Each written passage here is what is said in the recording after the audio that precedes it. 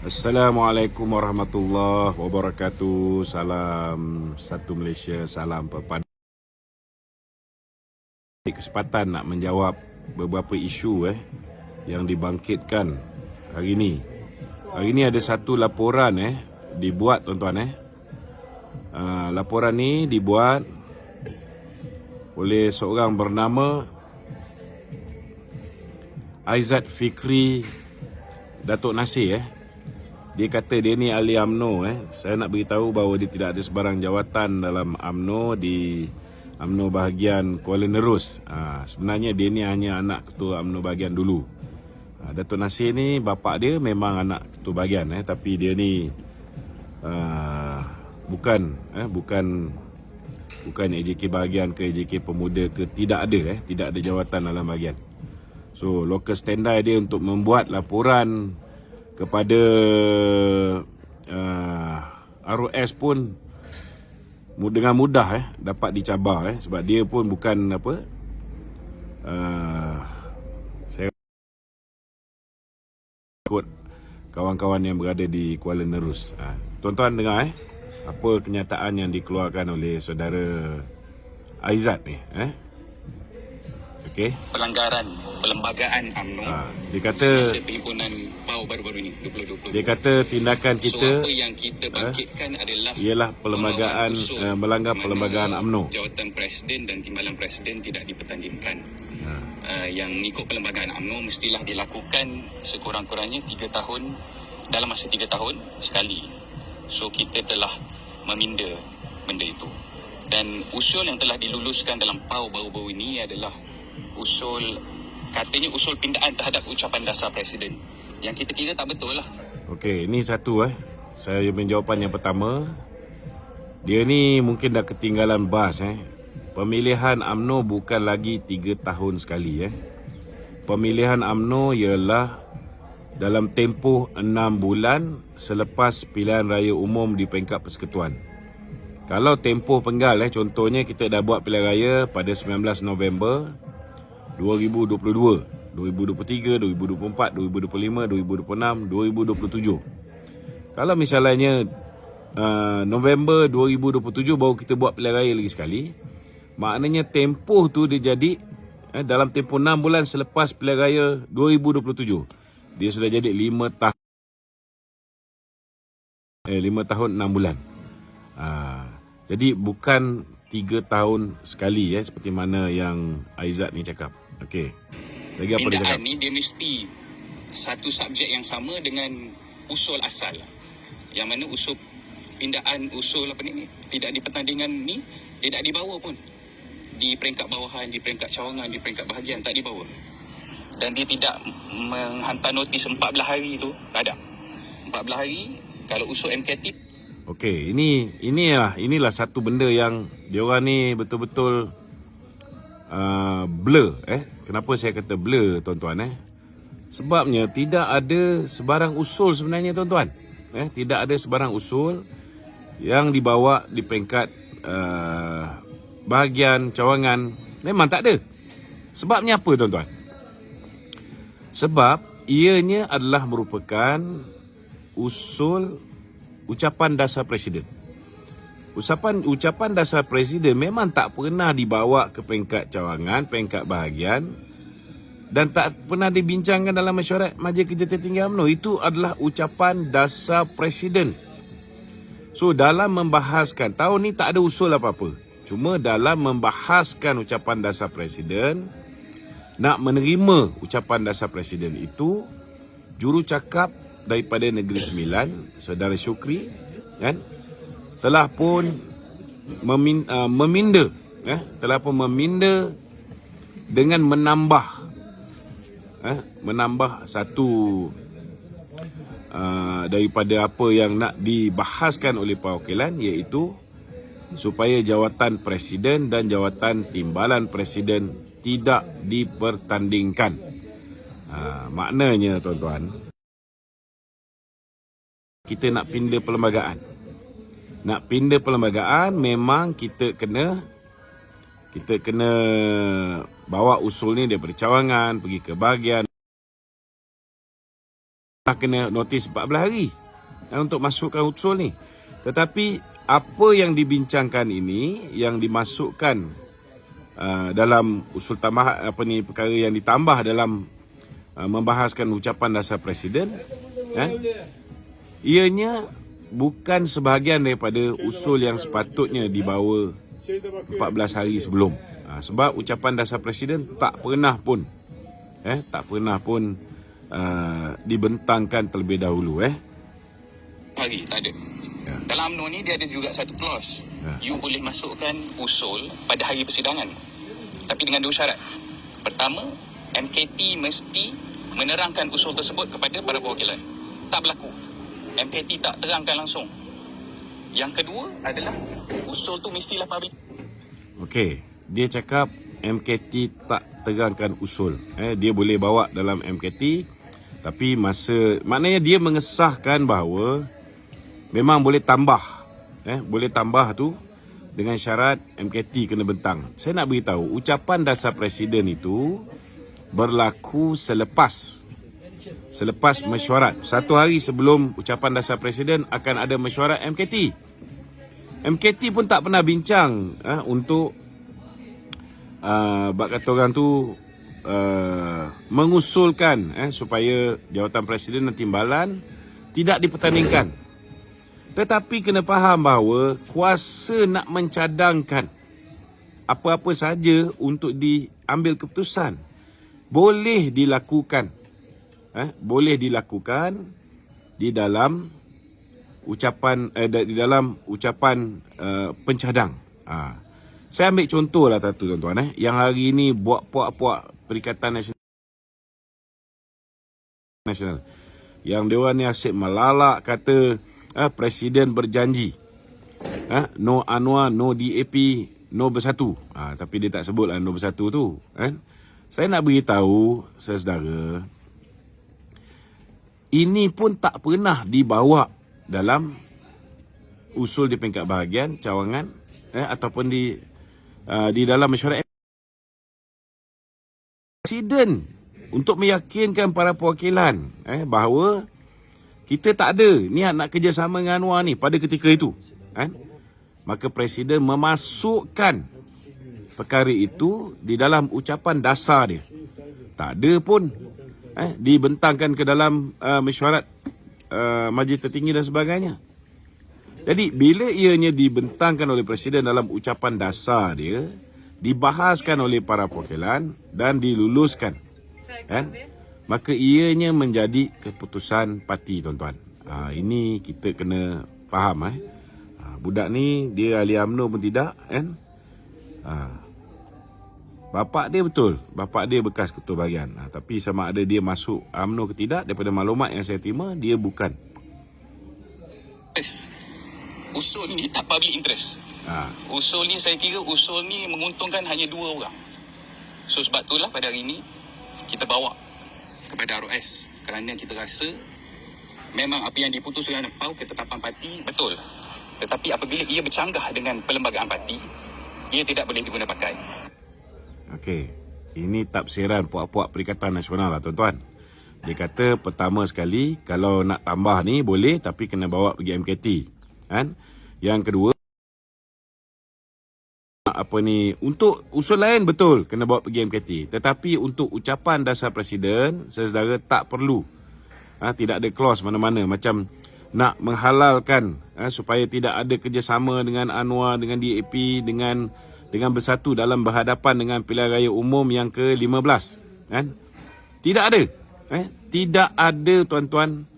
Ianya dibentangkan dalam mesyuarat MKT kerana ianya ialah untuk meluluskan usul ucapan dasar Presiden. Ini ucapan dasar Presiden memang tidak dibentangkan lebih awal. Hanya diketahui pada pagi Presiden memberikan ucapan dasar tu, masa itulah baru ucapan dasar Presiden tu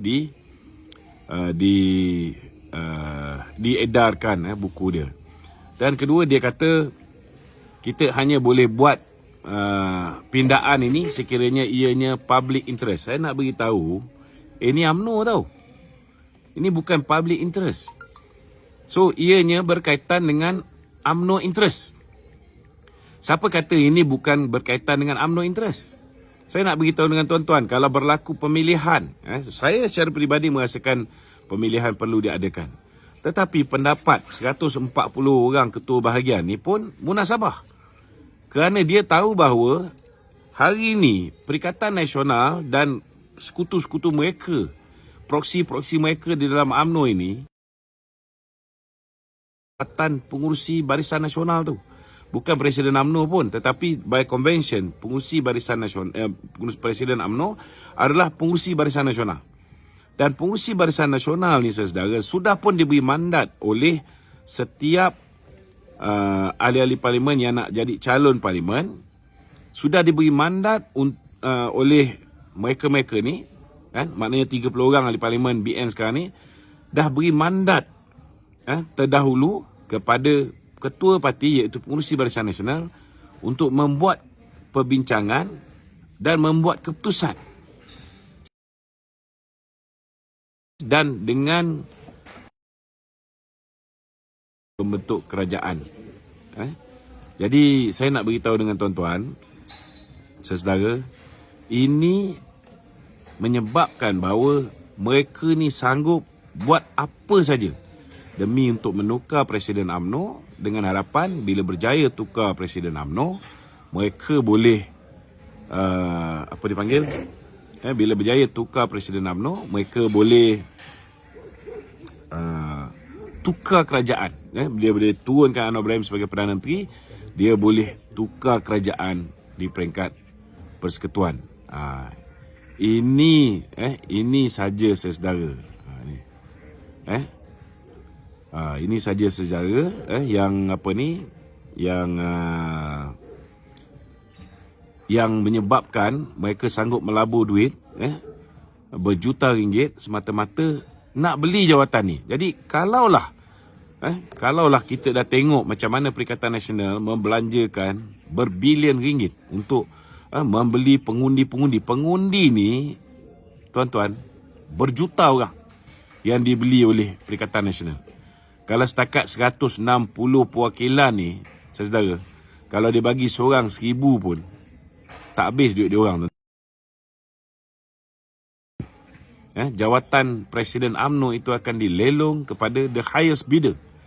It's not going to be party election, it's going to be party auction. Lebih baik kita tenderkan saja jawatan Presiden UMNO ni untuk dibeli ataupun dibid oleh the highest bidder. Jadi saya nak beritahu tuan-tuan, saudara, ketika di dalam parti, struktur yang paling tinggi, pembuat keputusan yang paling tinggi ialah Perhimpunan Agung UMNO. Dan bila tidak ada Perhimpunan Agung UMNO, pembuat keputusan yang paling tinggi ialah Majlis Kerja Tertinggi UMNO. Dan keputusan Majlis Kerja Tertinggi UMNO, kalau dia buat sebarang keputusan, ianya mutamat dan tidak boleh dicabar. Kalaulah keputusan Majlis Kerja Tertinggi itu pun tak boleh dicabar keputusan dia, apatah lagi Perhimpunan Agung UMNO, tuan-tuan. Keputusan ini mutamat. Jadi saya nak beritahu dengan geng-geng, saya tahu KJ upload budak ni punya video dengan mengatakan sekurang-kurangnya ada orang UMNO yang berani. Budak ni berani UMNO pun belum tahu, saudara. Suruh dia check dia punya fact. Yang pasti dia bukan AJK Pemuda Bahagian, bukan AJK Bahagian. Dia tidak ada local standby untuk membuat laporan pun. Tak apalah. Lepas ni mungkin dia boleh atur geng dia dekat Seremban, dia boleh atur geng dia kat tempat lain untuk membuat laporan. Tetapi persoalan dia, saya nak beritahu, saudara, dulu masa orang tertentu menjadi kerajaan, dia bolehlah buat sesuka hati dia. Kita buat keputusan untuk menangguhkan pemilihan, mereka boleh gunakan ROS. Sebab ialah ROS dengan dia. Menteri Dalam Negeri pun Perikatan Nasional. Bolehlah dia suruh ROS, suruh kita buat EGM balik. Tak pasal-pasal kita terpaksa buat EGM 1 hari, kena panggil semula. Hanya untuk meluluskan keputusan pemilihan itu tidak lagi 3 tahun sekali tetapi dalam tempoh 6 bulan selepas pilihan raya di peringkat persekutuan. Maknanya, sesedara last sekali bergantung pada ROS. Kan? Dalam keadaan hari ini, ROS pun tidak bersama dengan mereka. Jadi bagi saya, ini membazir masa. Kan? Saya nak beritahu dengan Khairi Jamaluddin, dengan Isyamuddin Tun Hussein, dengan Johari Ghani, kan? Sudah. Selagi korang belum kena pecat ni, kan? Macam Johari Ghani, dia mungkin tidak ada kesalahan disiplin. Kan? Bertandinglah jawatan yang ada tu. Dia boleh bertanding naik presiden. Kita nak tengok dia boleh menang tak naik presiden ni. Kalau dulu pun dia bertanding naik presiden dengan duit dia berjuta, berbilion duit yang dia ada pun dia tak boleh menang. Apatah lagi nak bertanding jawatan Presiden UMNO. Saya nak beritahu untuk memutuskan sama ada pilihan raya parti mempertandingkan jawatan presiden dan tidak ini, presiden dan timbalan ni dipertandingkan ataupun tidak, perwakilan ada hak. Dalam UMNO ni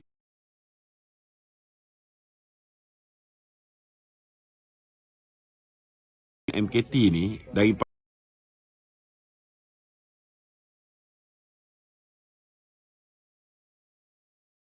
masih teruskan sebabnya tuan-tuan, perwakilan di peringkat persekutuan ni dia ada tugas dan tanggungjawab dia. Kan?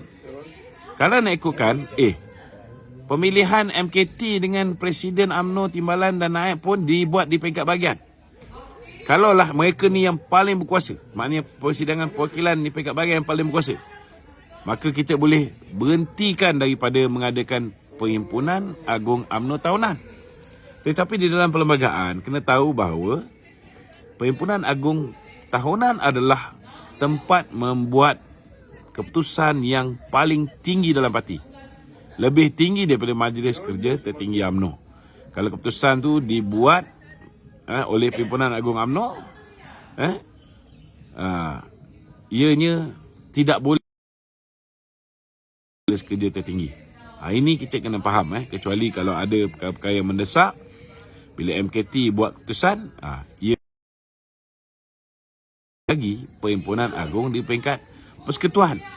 Kalaulah yang mengundi untuk menyokong Datuk Zahid dan Tok Mak Hassan dikekalkan pada ketika itu 50-50 ataupun 51-49, tak apa juga. Ini bila disuruh bangun dan angkat tangan, lebih 90% yang bangun dan angkat tangan. Jadi terimalah hakikatnya kamu dah kalah, kan? Maknanya kalah apa? Maknanya saudara, perwakilan memilih mereka mahu Datuk Zahid dan Datuk Seri Utama Muhammad Hassan dikekalkan sebagai Presiden dan Timbalan. Dan bila perwakilan lebih 90%, walaupun dah ada orang buka mulut kata nak bertanding Presiden, KJ dah sebut ni nak bertanding Presiden, Dr. Adham pun dah kata Isyamuddin nak bertanding Presiden, kemudian Ghani pun dia akan bertanding jawatan kurang-kurang, ada Presiden belakang dia.